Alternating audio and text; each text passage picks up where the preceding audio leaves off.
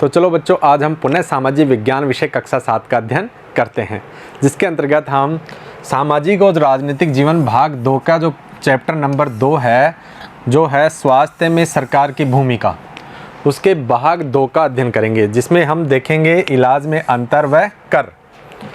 पिछले वीडियो में हमने इसी पाठ के भाग 1 पर चर्चा की थी, जिसके अंतर्गत हमने देखा कि भारत में जो स्वास्थ्य के जो वास्तविक आंकड़े तो क्या दर्शाते हैं और साथ में स्थिति क्या नज़र आती है। और इसको हम हाकिम शेख की एक कहानी के माध्यम से भी समझा कि किस तरह से विभिन्न सरकारी अस्पतालों में वो गए कोलकाता के, लेकिन उनको समय पर वहाँ इलाज नहीं मिला और अंत में उनको एक निजी अस्पताल की सेवा लेनी पड़ी। इसके माध्यम से पिछले वीडियो के माध्यम से हमने समझा। आज हम इसी के भाग 2 के अंतर्गत इलाज में अंतर व साथ में जो कर हम देते हैं सरकार को, उन कर से सरकार हमारे लिए क्या क्या व्यवस्थाएं करती है, उसके बारे में अध्ययन करेंगे। तो सर्वप्रथम हम देखेंगे कि जो इलाज में अंतर है उसको चित्रकथा के माध्यम से समझेंगे। चित्रकथा 2 मित्रों की कहानी है। तो चलो समझते हैं। आप देख पा रहे हो चित्र के माध्यम से, यहाँ पे जो ये नीचे खड़ा है ये है रंजन, और जो बस में यहाँ पे खड़ा है ये है अमन। ये दोनों मित्र हैं। रंजन एक धनाढ्य परिवार से है और अमन एक मतलब वो मिडिल क्लास फैमिली से है। अमन और रंजन अच्छे मित्र हैं। रंजन का परिवार साधन संपन्न है और जबकि अमन के माता पिता जैसे तैसे गुजारा चलाते हैं। अब ये कह रहा है, देखो रंजन कह रहा है, आप तस्वीर में ध्यान से देखो चित्र में, कि अरे अमन बड़े दिनों के बाद मिला, कैसे हो। किसको कह रहा है? अपने मित्र अमन को। चलो नेक्स्ट स्लाइड में देखते हैं और चित्रकथा को समझने का प्रयास करते हैं। अब ये कह रहा है अमन कि मुझे वायरल बुखार हो गया था और अस्पताल जाना पड़ा। ये किसको कह रहा है? अमन अपने मित्र रंजन को कह रहा है। अब रंजन भी कह रहा है, अच्छा मुझे भी वायरल हुआ था, मैं भी इसी सोमवार से स्कूल आ रहा हूँ। साथ में वो कह रहा था कि मुझे भी वायरल हुआ था, मतलब बुखार हुआ था वायरल की वजह से। मेरे डैडी किंग्सवे के एक नए अस्पताल में डॉक्टर को दिखाने ले गई। अब रंजन जो कि एक धनाढ्य परिवार से है, वो कह रहा है कि मेरे पिताजी ने एक दूसरे देश है, विदेश, किंग्सवे नाम का एक देश है, वहाँ के बहुत ही बढ़िया अस्पताल में दिखाने मेरे को लेके गए। अब जब वो अस्पताल पहुँचा तो वहाँ की बिल्डिंग देखी रंजन ने, तो वो बिल्डिंग एक 5 सितारा होटल की जैसी प्रतीत हो रही थी और वहाँ पे काफ़ी सुविधाएं उसको देखने को मिली। 5 सितारा होटल की जैसे दिखाई दी। और साथ में डैडी कह रहे थे कि यह एक प्राइवेट हॉस्पिटल है। अब डैडी ने क्या समझाया, जब उसने रंजन ने पूछा होगा कि भाई यहाँ इतनी अच्छी सुविधाएं कैसी है, या ये 5 सितारा होटल की जैसे कैसे दिख रहा है, तो उसके डैडी ने उसको समझाया कि यह एक निजी अस्पताल है, मतलब प्राइवेट अस्पताल है। तो चलो आगे और समझते हैं इसी कहानी पर। रिसेप्शन काउंटर पर जैसे ही रंजन और उसके पिताजी गए तो उसके डैडी को 500 रुपये देने पड़े। उसके पिताजी को सर्वप्रथम ही जैसे रिसेप्शन काउंटर पे जाते हैं तो वहाँ पर कुछ लोग परामर्श देने के लिए या जो भी आपको काम है उसके लिए सेवाएं देने के लिए बैठे रहते हैं। तो वहाँ सबसे पहले उनको शुल्क देना पड़ा 500 रुपये। वहाँ बड़ा अच्छी संगीत बज रहा था और साफ़ सुथरा और जगमग था, मतलब वो हॉस्पिटल, वहाँ पे बिल्कुल ही शांत वातावरण था और साथ में संगीतमय वातावरण था, क्योंकि संगीत धीरे धीरे बज रहा था और हॉस्पिटल बहुत ही साफ़ सुथरा था। कहाँ का हॉस्पिटल है ये? किंग्सवे का। डॉक्टर ने मुझे बहुत ही परीक्षण कराने को कहा, लेकिन जैसे ही डॉक्टर के पास गए रंजन को लेके, तो डॉक्टर ने उनको विभिन्न प्रकार के परीक्षण लिख दिए, जैसे मान लो खून जांच है या एक्सरे है, और कई प्रकार के परीक्षण लिख दिए। कहाँ पर? उस प्राइवेट हॉस्पिटल में। लेकिन सब लोग दोस्तों की तरह बात कर रहे थे। एक महिला ने जांच के लिए मेरा खून लिया। फिर डॉक्टर के पास जाने के बाद में हम जांच कराने के लिए गए तो एक महिला ने खून लिया जांच करने के लिए, और उसने बातों ही बातों में खूब मजाक किया और मुझे दर्द का पता भी नहीं चला। जब वो मित्रवत व्यवहार करने लग गई वो महिला और बातों ही बातों में मजाक के साथ उसका खून ले रही थी, तब उसको दर्द का एहसास नहीं हुआ। किसको? रंजन को। अब वो महिला उसको देखो किस तरह से मजाक कर रही है। क्या तुमने रियलिटी टीवी पर बैटमैन वाला चुटकुला सुना है? जब ऐसा मित्रवत व्यवहार किसी बच्चे के साथ होता है तो वो अपने सब गम भूल जाता है। इस प्रकार से रंजन भी अपने दर्द को भूल गया। जब सारे परीक्षण के नतीजे आ गए, सारे परीक्षण आ गए, टेस्ट हो गए विभिन्न प्रकार के। तो फिर क्या कहाँ गए, वो टेस्टों को जांच को लेकर कहाँ गए, डॉक्टर के पास। डॉक्टर ने सभी नतीजों को देखा और कहा कि सब कुछ ठीक ठाक है और मुझे सिर्फ वायरल हुआ है, मतलब वायरल की वजह से बुखार हुआ है, कोई चिंता करने की बात नहीं है।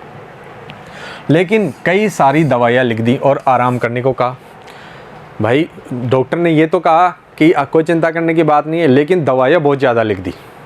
अब विभिन्न प्रकार की जो दवाइयाँ लिखी उनके बारे में डॉक्टर बता रहे हैं कि उनको किस प्रकार से लेना है।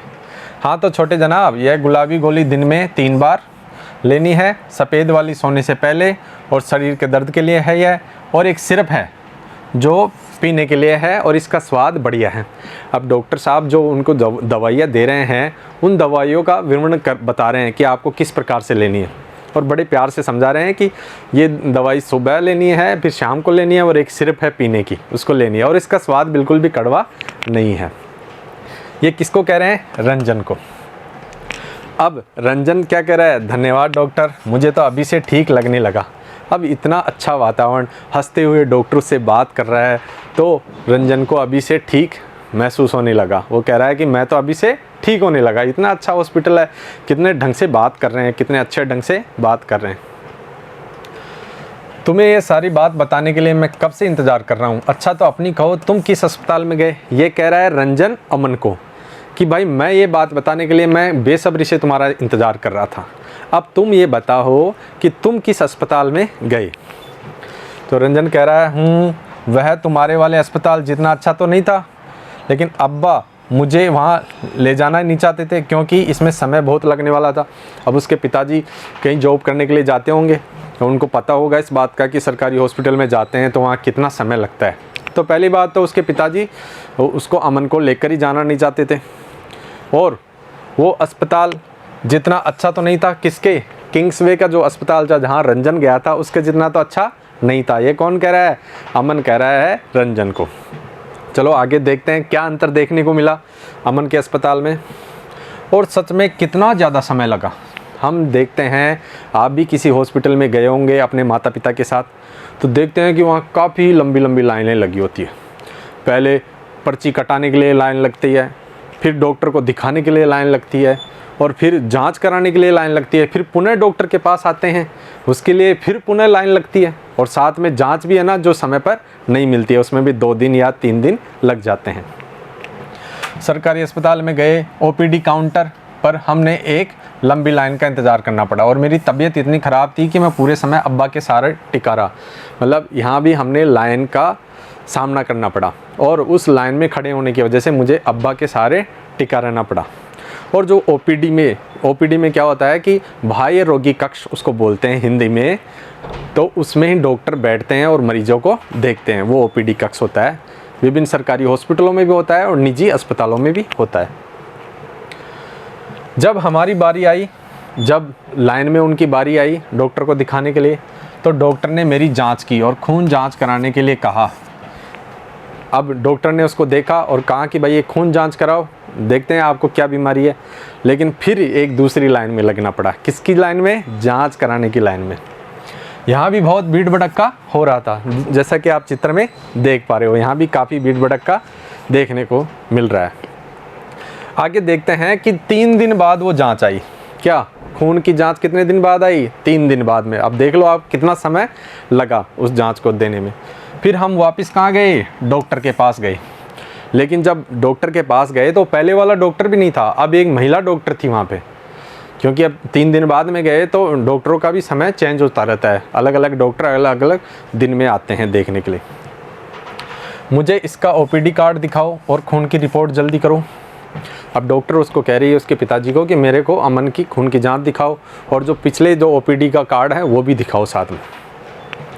जहाँ पे डॉक्टर आप देख पा रहे हो, और ये अमन बैठा है और ये इसके पिताजी बैठे हैं।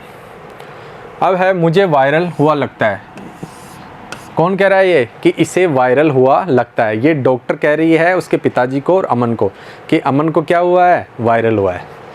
और फिक्र करने की कोई बात नहीं है, बुखार उतारने के लिए ये गोली दी और बस कुछ नहीं, कुछ 1 या 2 गोली दी और साथ में कहा कि फिक्र करने की कोई बात नहीं है, सब ठीक हो जाओगे। बस इतनी 1-2 गोली उनको दी। किसने, उस महिला डॉक्टर ने।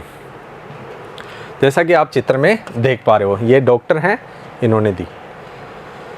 मेरा अस्पताल था तो बहुत बढ़िया, पर उन्होंने मुझे बहुत ज़्यादा दवाइयाँ दी और मेरे इलाज में भी ज़्यादा खर्च हो गए। ये कौन कह रहा है? रंजन। अब दोनों ने एक दूसरे को अपनी अपनी कहानियाँ सुना दी।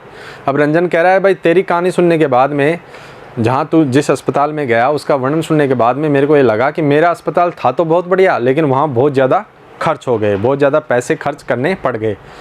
साथ में अमन कह रहा है कि अच्छा मेरे इलाज में तो ज़्यादा खर्च नहीं हुए, जबकि अमन कह रहा है कि मेरे इलाज में ज़्यादा खर्च नहीं हुए, मामूली से जो धन में है ना, जो हमारे को मामूली सा खर्चे में ही हमारा इलाज हो गया।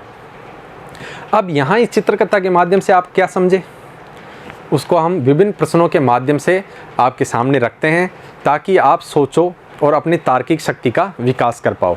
तो चलो देखते हैं वो विभिन्न प्रकार के प्रश्न कौन से हैं जो इस चित्रकथा के माध्यम से आप उनको कर सकते हो हल। तो देखते हैं कि जब आप बीमार होते हो तो सबसे पहले कहाँ जाते हो? आप भी बीमार हुए होंगे कभी, तो सबसे पहले आप कहाँ जाते हो? अपने हॉस्पिटल में, आसपास के हॉस्पिटल में जाते हो, या आसपास नहीं हो तो कहीं जिला अस्पताल जाते हो या राजधानी के अस्पताल में जाते होंगे। क्या आपको किन्हीं कठिनाई का सामना करना पड़ा? अपने अनुभवों को लिखना है कि भाई हॉस्पिटल में आप गए, सरकारी में भी गए या निजी में भी गए होंगे, तो उनमें क्या कठिनाइयों का सामना करना पड़ा वो आपको लिखना है, अपने अनुभव लिखना है। जैसे कि अमन को क्या क्या समस्याओं का सामना करना पड़ा था, उसी प्रकार से आप भी लिख सकते हो। दूसरा है सरकारी अस्पताल में अमन को किन किन कठिनाइयों का सामना करना पड़ा। तो ये तो आप चित्रकथा के माध्यम से समझ गए होंगे, तो इसको तो आसानी से लिख सकते हो कि भाई अमन को समय बहुत ज़्यादा लगा, भीड़ भाड़ में उसको खड़ा रहना पड़ा, जांच भी 3 दिन बाद में आई। ये सब समस्याएं किसके साथ आई? अमन के साथ, सरकारी हॉस्पिटल में। रंजन को इतना अधिक पैसा खर्च क्यों करना पड़ा? आपने समझा होगा कि रंजन एक प्राइवेट हॉस्पिटल में गया, वहाँ काफ़ी सुविधाएं देखने को मिली उसको, 5 सितारा होटल के जैसे उसको दिखा, लेकिन वहाँ उसको उसके इलाज में काफ़ी खर्च करना पड़ा। तो इसके बारे में भी आप लिख सकते हो। निजी अस्पतालों में हम किन समस्याओं का सामना करना पड़ता है, चर्चा कीजिए कि निजी अस्पतालों में जब आप जाते हो तो वहाँ क्या क्या समस्याएं आती है कि वहाँ बहुत ज़्यादा धन हमें खर्च करना पड़ता है, वहाँ बहुत ज़्यादा अनावश्यक दवाइयाँ हमारे को दे दी जाती है, अनावश्यक परीक्षण कराने के लिए हमको कह दिया जाता है। तो ये सब समस्याएं कहाँ आती है? निजी अस्पतालों में, क्योंकि वे ज़्यादा से ज़्यादा चार्ज वसूलने की कोशिश में रहते हैं। तो इन प्रश्नों के माध्यम से आप इस चित्रकथा को पहले पढ़ा हमने, उसके बाद में ही इन प्रश्नों के माध्यम से आप अपनी तार्किक शक्ति का विकास करते हुए इनका आंसर दोगे और अपने अनुभव लिखोगे। तो चलो नेक्स्ट बिंदु के रूप में हम पढ़ेंगे इसी वीडियो के अंतर्गत हमें सरकार को कर क्यों देना चाहिए। ये एक बिंदु है प्रश्न के रूप में आपके समक्ष है कि भाई हमें सरकार को कर क्यों देना चाहिए। हम सब है जो सरकार को कर देते हैं, लेकिन क्यों देना चाहिए?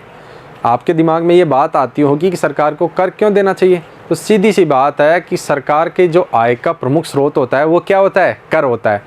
और सरकार को विभिन्न प्रकार के जन कल्याण के कार्य करने पड़ते हैं, इसलिए क्या देना पड़ता है? कर।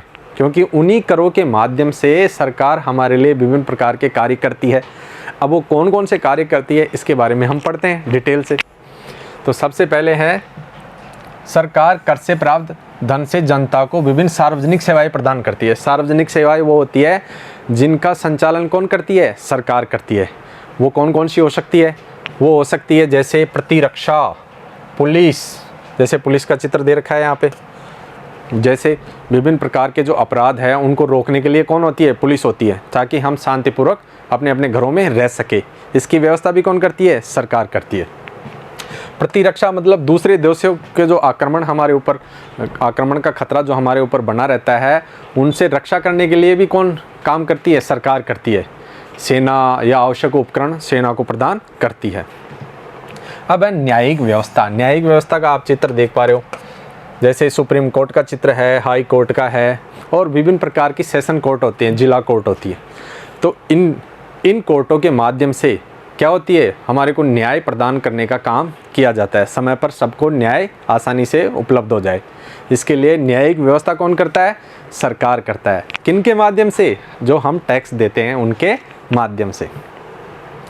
इन सेवाओं की व्यवस्था स्वयं लोग नहीं करते हैं। क्या इन सेवाओं की व्यवस्था स्वयं लोग कर सकते हैं? और साथ में एक और हम चित्र देख पा रहे हैं यहाँ राजमार्ग का, तो राजमार्गों की व्यवस्था भी कौन करता है? सरकार करती है। विभिन्न प्रकार के जो राष्ट्रीय राजमार्ग है या राज्य राजमार्ग है या आपस में गाँवों को जोड़ने वाली सड़कें हैं, सभी प्रकार की सड़कें कौन बनाता है? सरकार बनाता है, क्योंकि स्वयं लोग तो बना नहीं सकते कुछ भी, या पुलिस की व्यवस्था भी स्वयं लोग थोड़ी करेंगे। तो ये सब काम कौन करता है? सरकार। और ये किन के माध्यम से करती है सरकार? हमारे टैक्स कलेक्शन के माध्यम से। और अधिक काम कौन कौन से करती है सरकार, उसके बारे में और आगे बढ़ते हैं। करों से ही कुछ विकासात्मक कार्य और किए जाते हैं। अब जो टैक्स हमारे से सरकार लेती है, विभिन्न प्रकार के टैक्स जो आपने नाम सुन रखा होगा, जैसे जीएसटी में, जीएसटी भी एक टैक्स है। जैसे हम मोबाइल का रिचार्ज कराने गए तो उसमें भी सरकार हमारे से टैक्स लेती है। आप पेट्रोल भराने गए गाड़ी में तो पेट्रोल में भी सरकार हमारे से टैक्स लेती है। उन टैक्सों के माध्यम से और भी विकासात्मक कार्य सरकार करती है। जैसे कौन कौन से हैं? शिक्षा, शिक्षा के अंतर्गत आप चित्र में देख पा रहे हो, सभी के लिए शिक्षा की व्यवस्था ये कौन करता है? सरकार करता है। जैसे प्राथमिक, उच्च प्राथमिक, माध्यमिक या उच्च माध्यमिक या कॉलेज शिक्षा या व्यावसायिक शिक्षा, इन सभी की शिक्षा की व्यवस्था कौन करता है? सरकार करती है। और साथ में कौन? रोजगार, मतलब सभी व्यक्तियों को रोजगार मिले, कोई भी व्यक्ति बेरोजगार नहीं रहे, इसके लिए भी सरकार व्यवस्था करती है। विभिन्न प्रकार के व्यावसायिक प्रशिक्षण दिया जाता है। विभिन्न कंपनियों को यहाँ पर आगमन के लिए न्योता दिया जाता है कि आप आओ यहाँ पे और हमारे यहाँ पर रोजगार का मेला लगाओ। तो उनके माध्यम से भी सरकार विभिन्न बेरोजगारों को क्या करती है? रोजगार प्रदान करती है। सामाजिक कल्याण के कार्य, विभिन्न सामाजिक कल्याण में आते हैं शिक्षा, स्वास्थ्य, सभी प्रकार के साफ सफाई के कार्य, है ना, बच्चों को टीका लगाना, निःशुल्क दवाइयाँ, ये सब किस में आते हैं? सामाजिक कल्याण में आते हैं। अब है व्यावसायिक प्रशिक्षण। व्यावसायिक प्रशिक्षण का मतलब है कि ऐसा प्रशिक्षण देना स्कूली शिक्षा से ही या कॉलेज शिक्षा से कि कोई भी बच्चा जब पढ़ने के बाद में बेरोजगार नहीं रहे। तो ऐसे ऐसे व्यावसायिक प्रशिक्षण कौन प्रदान करता है? सरकार करती है, जिनसे ज़रूरतमंद नागरिकों को लाभ मिलते हैं। अब इन सभी व्यवस्थाओं से किनको लाभ मिलता है? जनता को लाभ मिलता है, हम सबको लाभ मिलता है। स्वास्थ्य के बारे में भी हमने देखा कि स्वास्थ्य के अंतर्गत जो विभिन्न प्रकार के अस्पतालों की व्यवस्था, चाहे सामुदायिक केंद्र हो, चाहे जिला अस्पताल हो, राजधानी के अंदर बहुत बड़ा हॉस्पिटल भी होता है जिसमें सभी प्रकार के आवश्यक उपकरण और विभिन्न प्रकार के विशेषज्ञ डॉक्टर होते हैं। तो इन सब की व्यवस्था कौन करता है? सरकार करती है, हमारे टैक्स से। चलो इन्हीं में और आगे देखते हैं कि और क्या क्या करती है सरकार हमारे टैक्स से। प्राकृतिक आपदाओं, प्राकृतिक आपदा का मतलब होता है जो प्रकृति द्वारा, मतलब ईश्वर द्वारा या प्रकृति द्वारा जो आपदाएं आती है, जो मुसीबत आती है, कौन कौन सी? जैसे बाढ़। बाढ़ का मतलब है कि बहुत ज़्यादा बरसात हो गई किसी क्षेत्र में और वहाँ पानी पानी हो गया और पानी में विभिन्न प्रकार के घर, खेत, खलिहान सब डूब गए, उसे क्या कहते हैं? बाढ़ कहते हैं। साथ में भूकंप। भूकंप का मतलब है धरती का हिलना। अपनी जगह से धरती हिलेगी तो वहाँ पर जो धरती पर जो विभिन्न प्रकार के जो सड़कें हैं, पुल हैं या मकान हैं, सभी क्या हो जाएंगे? ध्वस्त हो जाएंगे, गिर जाएंगे। सुनामी। सुनामी का मतलब है कि हमारा भारत है ना, जो 3 तरफ से समुद्र से घिरा हुआ है। अब समुद्रों में जब लहरें उठती हैं, ऊंची ऊंची उठती है, तो जब समुद्र तट पर जो विभिन्न प्रकार के शहर बसे हुए हैं, गाँव बसे हुए हैं, नगर बसे हुए हैं, वो लहरें, ऊँची लहरें उन शहरों में प्रवेश कर जाती है, उन गाँवों में प्रवेश कर जाती है और उससे काफ़ी जनधन का हानि होती है। लोगों के घर ढह जाते हैं, सड़कें टूट जाती है। अब इन सब चीज़ों का पुनर्वास का कार्य कौन करता है? सरकार करती है। पुनर्वास का मतलब है कि वापस पुनः वैसी सुविधाएं प्रदान करना लोगों को, जैसे रहने के लिए घरों की व्यवस्था करती है, उनके खाने की भी व्यवस्था सरकार करती है और साथ में जो सड़कें हैं इनका भी वापस पुनः निर्माण किया जाता है। किसके द्वारा किया जाता है? सरकार के द्वारा।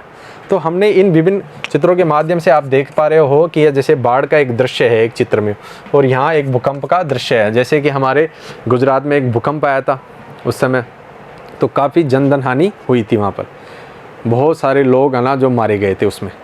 इस प्रकार आए दिन हमारे बिहार और असम में हम बाढ़ के हालात में विभिन्न समाचार पत्रों या टेलीविज़नों के माध्यम से देखते हैं और सुनते हैं कि बाढ़ से बरसात के दिनों में बहुत जगह है ना जो पानी पानी हो जाता है, मकान ढह जाते हैं, सड़कें टूट जाती हैं, पुलिया टूट जाती है। और इसके बाद में वापस पुनर्वास के कार्य कौन करती है? सरकार करती है। अब करों से और भी कार्य सरकार करती है, जैसे अंतरिक्ष।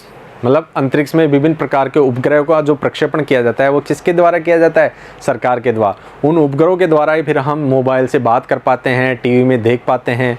ये सब काम कौन करता है? सरकार करती है। परमाणु, मतलब परमाणु ऊर्जा का विकास, परमाणु ऊर्जा से बिजली बनती है, परमाणु बम भी बनते हैं, इनका सबका विकास कौन करती है? सरकार करती है।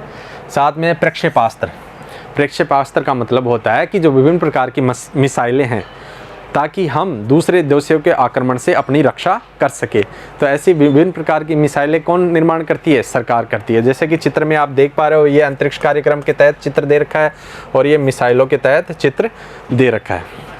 विभिन्न प्रकार के कार्यक्रमों के बारे में हमने जाना कि इन टैक्स की वजह से ही ये सरकार विभिन्न प्रकार के कार्य कर पाती है, हमारे जल कल्याण के कार्य कर पाती है। सरकार खास तौर पर गरीबों के लिए कुछ सेवाएं प्रदान करती है। अब सरकार खास तौर पर गरीबों के लिए कुछ सेवाएं प्रदान करती है, जैसे निःशुल्क चिकित्सा सेवा, है ना, बहुत ही कम कीमत पर दवाइयाँ उपलब्ध करवाती है और बहुत ही कम कीमत पर विभिन्न प्रकार के परीक्षण उपलब्ध करवाती है। बच्चों के लिए पहली क्लास से 8वीं क्लास तक, है ना, निःशुल्क शिक्षा का अधिकार लागू हो गया है। तो ये सभी प्रकार की जो सुविधाएं ये कौन करती है? सरकार करती है, क्योंकि गरीबों का विशेषकर सरकार ध्यान रखती है या मिडिल क्लास लोगों का ध्यान रखती है। इनमें विभिन्न प्रकार की स्वास्थ्य सेवाएं भी आती है, शिक्षा सेवाएं भी आती है। इन सब पर सरकार विभिन्न प्रकार की योजनाएं बनाती है, चाहे वो पंचवर्षीय हो चाहे 1 वर्षीय हो, फिर उन पर काम करती है और जन कल्याण के कार्य किए जाते हैं। तो आज के हमने इस पाठ में समझा कि इलाज में तो अंतर किस किस प्रकार देखने को मिला, और साथ में विभिन्न प्रकार के जो टैक्स हमारे से सरकार लेती है, उन टैक्सों से सरकार हमारे लिए किस किस प्रकार के कार्य करती है। उम्मीद है कि आज आपको इस अध्याय 2 के भाग 2 के अंतर्गत हम ये इलाज में अंतर और कर व्यवस्था के अंतर्गत हम समझ पाए होंगे। नेक्स्ट वीडियो में हमें इसी पाठ के अध्याय 2 के भाग 3 के अंतर्गत और आगे अध्ययन करेंगे और इस पूरे पाठ को समझेंगे, स्वास्थ्य में सरकार की भूमिका। नमस्कार, धन्यवाद।